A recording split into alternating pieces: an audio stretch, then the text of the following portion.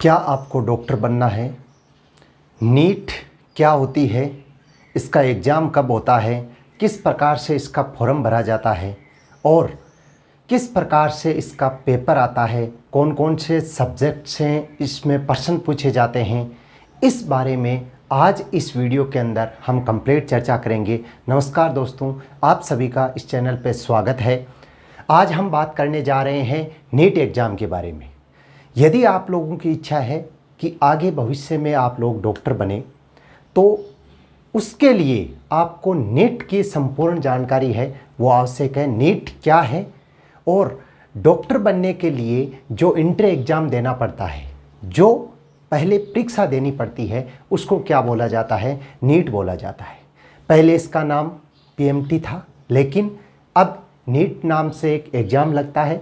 उस एग्ज़ाम को फाइट करने के बाद में ही डॉक्टर बना था, आप बन सकते हो। तो यदि आपकी इच्छा डॉक्टर बनने की है तो आपको ये एग्ज़ाम देना पड़ेगा। तो एग्ज़ाम देने से पहले इस एग्ज़ाम के बारे में कंप्लीट जानकारी है वो आप लोगों को अत्यंत आवश्यक है, इसलिए वीडियो को अंत तक ज़रूर देखें।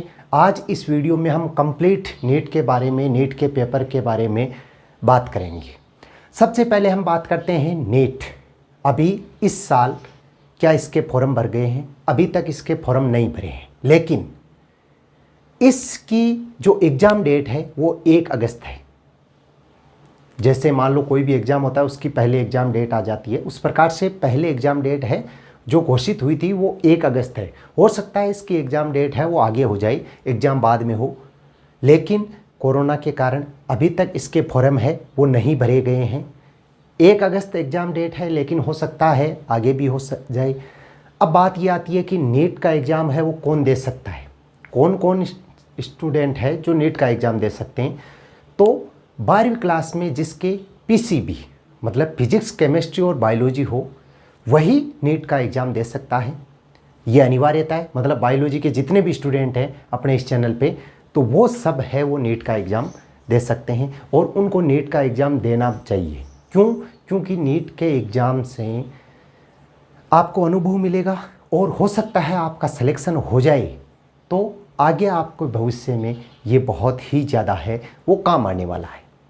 अब बात करते हैं हम कि इसके अंदर नीट के एग्ज़ाम में 12वीं क्लास में बायो चाहिए, इसके अलावा और क्या क्या चाहिए हमें और कौन कौन सी योग्यता है जिनकी हमें ज़रूरत है। तो 12वीं क्लास में 50% होने चाहिए, साथ में पीसीबी सब्जेक्ट होने चाहिए। तो इस बार सब प्रमोट हो गए हैं, तो 50% वाला बेस है वो कंप्लीट ख़त्म हो गया है। मतलब 50% का जो सिस्टम था पहले वो इस बार लागू नहीं है। दूसरी बात, इसके लिए 17 से 25 वर्ष की आयु होनी चाहिए। मतलब आपकी उम्र है 17 साल हो गई है तभी आप नीट का एग्ज़ाम है वो दे सकते हो।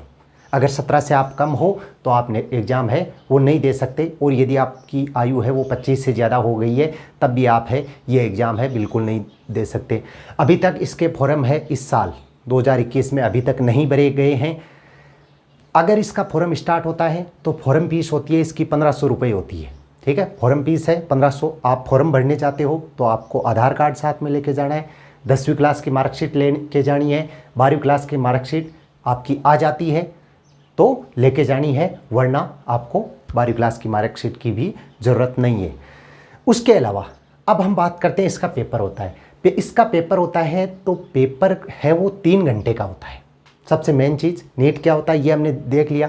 अब इसके पेपर के बारे में हम बात करते हैं कि पेपर क्या होता है। तो इसका पेपर है वो 3 घंटे का होता है। इसमें टोटल 180 प्रश्न आते हैं। 3 घंटे का पेपर होता है, 180 प्रश्न आते हैं। फिजिक्स, केमिस्ट्री और बायोलॉजी इन तीनों के प्रश्न पूछे जाते हैं। फिजिक्स है उसके 90 प्रश्न आते हैं, फिजिक्स है उसके 45 प्रश्न आते हैं, केमिस्ट्री के 45 आते हैं और बायो के 90 प्रश्न आते हैं। मतलब 45% जूलॉजी के आते हैं और 45% किसके आते हैं? बॉटनी के आते हैं। कुल प्रश्न होते हैं उनकी संख्या होती है 180। प्रत्येक प्रश्न है वो कितने नंबर का होता है? 4 नंबर का होता है और नेगेटिव मार्किंग होती है। यदि आपके कोई प्रश्न गलत हो जाता है तो उसकी नेगेटिव मार्किंग होती है, मतलब उसका नंबर कटता है। टोटल 720 नंबर का पेपर होता है। टोटल कितने नंबर का होता है? 720 नंबर का पेपर होता है। इसलिए सबसे मेन बात है, ध्यान रखने वाली बात यह है कि यदि आपको कोई प्रश्न नहीं आ रहा है तो वो प्रश्न अटेंड नहीं करना है। क्यों? क्योंकि इस पेपर के अंदर क्या होती है, नेगेटिव मार्किंग होती है। इसलिए ये बात खास तौर से ध्यान रखना है। जो प्रश्न आपको कंप्लीट सही आ रहा है वही प्रश्न करना है। प्रत्येक प्रश्न है वो 4 नंबर का होता है। नेगेटिव मार्किंग कितनी होती है? तो 1/4 होती है। मतलब यदि मान लो आपके एक प्रश्न गलत हो गया है तो आपके 1 नंबर कट जाता है। एक प्रश्न 4 नंबर का है, यदि मान लो 4 प्रश्न गलत हो गए तो 1 प्रश्न के अंक हैं वो कंप्लीट काटे जाते हैं। तो इस प्रकार से इसका पेपर होता है। एग्ज़ाम फॉर्म अभी स्टार्ट नहीं हुए हैं। एग्ज़ाम फॉर्म जैसे स्टार्ट होते हैं तो आपको इस चैनल के माध्यम से बता दिया जाएगा और आप अपनी तैयारी है वो अच्छी तरह से रखें। यदि आप नीट का एग्ज़ाम दे रहे हो तो कमेंट के अंदर ज़रूर बताइए कि कितने मेरे स्टूडेंट हैं जो नीट की तैयारी कर रहे हैं। तो उस प्रकार से हम हो सकता है क्लासें हैं वो स्टार्ट करें। तो आप कमेंट के अंदर ज़रूर बताइए। वीडियो को ज़्यादा से ज़्यादा शेयर कीजिए, क्योंकि जितने भी नीट की तैयारी करने वाले स्टूडेंट हैं उनके लिए ये वीडियो है वो इम्पोर्टेंट है। धन्यवाद।